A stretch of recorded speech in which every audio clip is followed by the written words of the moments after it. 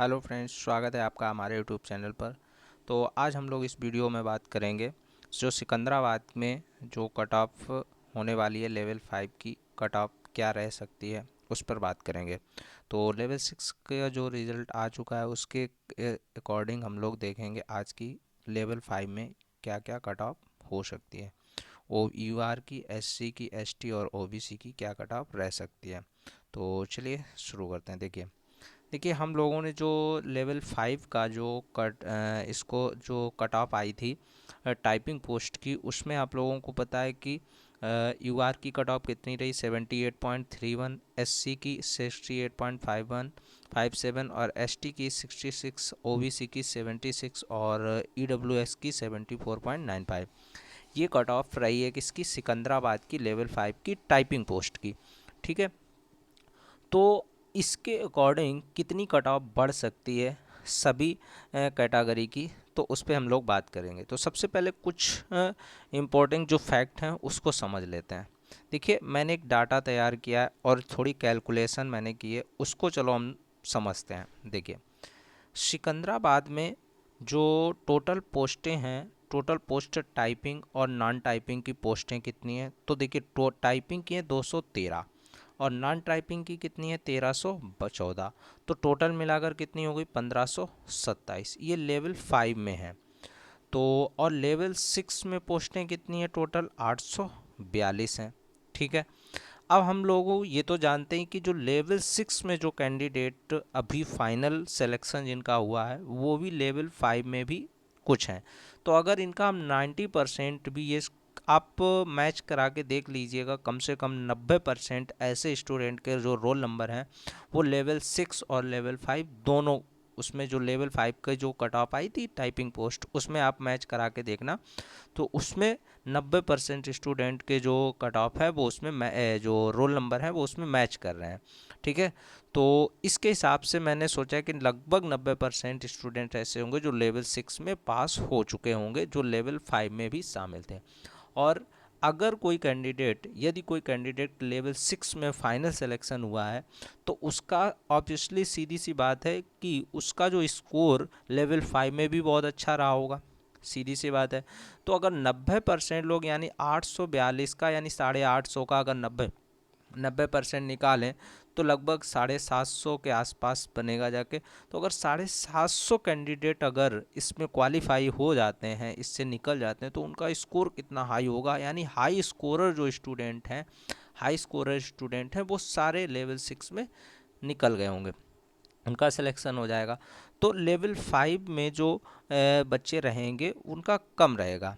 अब देखिए, अब इसका थोड़ा और अगर हम देखें, गौर करें धीरे से, सबसे पहली चीज़ ये है कि लेवल 5 में जो टाइपिंग पोस्ट थी उसमें जो बच्चे पास किए गए हैं वो सिर्फ 3104 यानी 3102 लगभग हैं, वो गलती से लिख गया होगा। तो 3104 इसमें कैंडिडेट पास किए गए। अब ये सोचिए 3104 कैंडिडेट पास किए गए नॉन टाइपिंग के लिए, लेकिन नॉन टाइपिंग और टाइपिंग मिला के टोटल पोस्ट कितनी है? 1527, यानी यहीं से सीधे सीधे 2 गुना लड़के पास हुए हैं, मात्र 2 गुने। अब आप लोग समझ लीजिए 2 गुने लड़के। अब ये सोचो जो इसमें नॉन टाइपिंग में जो बच्चे 3104 पास हुए हैं वो 1537 वाले, यानी कि जो नॉन टाइपिंग वाले हैं वो भी इसमें शामिल हैं, लेवल 6 वाले भी इसमें शामिल हैं।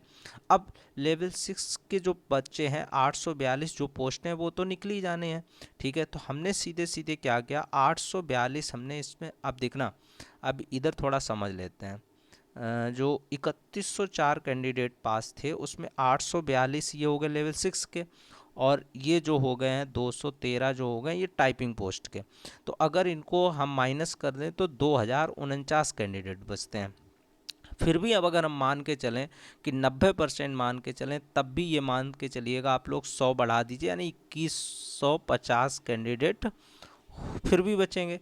चलो उस 2049 नहीं, फिर भी मैंने मान लिया कि 2150 बढ़ा लेते हैं थोड़ा। ठीक है, ऐसे कुछ कैंडिडेट होंगे जो लेवल 5 के हैं वो लेवल 6 में नहीं होंगे, ऐसे भी रहते हैं कुछ। तो 2150 ऐसी निश्चित कैंडिडेट होंगे जो बचेंगे सिर्फ नॉन टाइपिंग पोस्ट के लिए। अब ये सोचिए पोस्ट कितनी है नॉन टाइपिंग की? 1314 पोस्ट है, यानी लगभग लगभग 1.5 गुना।